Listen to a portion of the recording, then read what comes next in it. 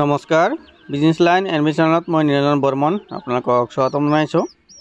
তো আজি আপোনালোকক টাৰ্কি চৰাই আৰু হৈছে দৈনিক কণী পাৰা কুকুৰা চৰাই এই দুটা কুকুৰা চৰাইৰ বিষয়ে জনাম। তো আজিৰ ভিডিঅ'টো স্কিপ নকৰিব, সম্পূৰ্ণ চাব। এইখিনি টাৰ্কিৰ পোৱালি হয়, সৰু এসপ্তাহৰ পোৱালি, কিন্তু আমাৰ অল অসম ডেলিভাৰী দিয়াৰ সুবিধা আছে আৰু কোৱান্টিটি যদি বেছিকৈ লয় তেতিয়াহ'লে অল নৰ্থ ইষ্ট ডেলিভাৰী দিয়াৰ সুবিধা আছে। আজি টাৰ্কিৰ আৰু দৈনিক কণী পাৰা কুকুৰা চৰাইৰ বিষয়ে আলোচনা কৰিম। এইখিনি হৈছে টাৰ্কি কুকুৰা চৰাই। তো ইয়াৰ বয়স 8 মাহ পাৰ হৈছে। তো টাৰ্কি কুকুৰা চৰাইটো একচুৱেলি মাংসৰ কাৰণে বহুত ভাল আৰু এইটো ডিজাইনৰ কাৰণে বহুত ভাল। ঘৰৰ এটা চোৰ বহুত ভাল লাগে, মানে দিনটো পাখা মেলাই ঘূৰি থাকে, এইটো এটা ডিজাইন। আৰু হৈছে এইটো মাংসৰ কাৰণে বেষ্ট। ইয়াৰ মাংসটো ডাইৰেক্ট ছাগলী খাই বৰাবৰ মাংস হয় ইয়াৰ, আৰু বহুত ভাল। এই টাৰ্কি চৰাইটো আমাৰ লোকেল কুকুৰা চৰাইতকৈ বহুত গুণে ভাল। লোকেল কুকুৰা চৰাই যদি 4 মাহ লাগি যায় 1 কেজি ওজন আহাতে, আৰু এইটো কুকুৰা চৰাই যদি 1 বছৰ পালন কৰে, যিটো এই দুটা মেল দেখা পাই আছে, দুয়োটাৰ ওজন 10 কেজি প্লাছ আছে। একেটাৰ ওজন 10 কেজিকৈ প্লাছ 1 বছৰতে। কিন্তু ফিমেলবিলাকৰ ওজনটো অলপ কম থাকে। ফিমেলবিলাক 8 মাহতে যিখিনি হয় আপোনাৰ 4 কেজিৰ পৰা 5 কেজিলৈকে ওজন আহি যায় 8 মাহ বয়সত।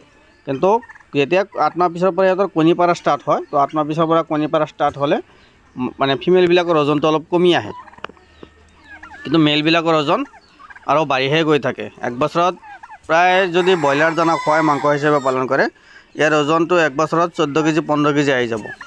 তো আমাৰ ইয়াতো হৈছে 14 কেজি 15 কেজিলৈকে ইয়াৰ ওজনটো আহি গৈছে 1 বছৰত, মানে যিবিলাক আমি মাংসৰ কাৰণে পালন কৰোঁ। আৰু ইয়াৰ পালন কৰা ছিষ্টেমটো আছে 2 ধৰণৰ।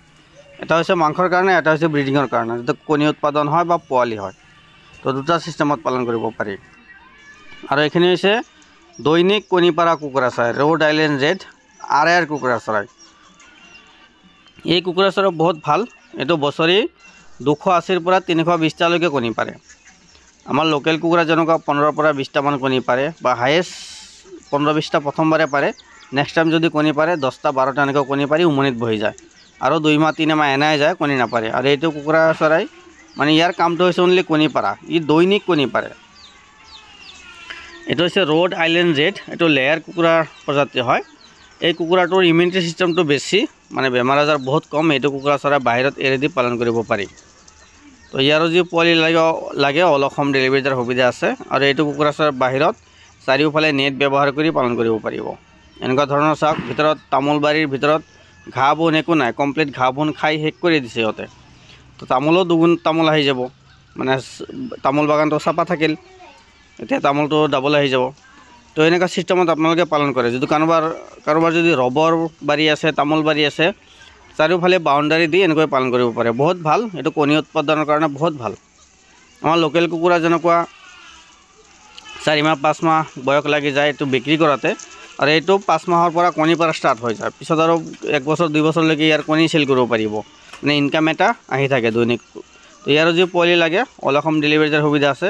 কোৱান্টিটি বেছিকৈ ল'লে 220ৰ প্লাছ যদি লয় তেতিয়াহ'লে অল নৰ্থ ইষ্ট ডেলিভাৰী দিয়াৰ সুবিধা আছে। যদি পোৱালি লাগে যোগাযোগ কৰিব। ধন্যবাদ।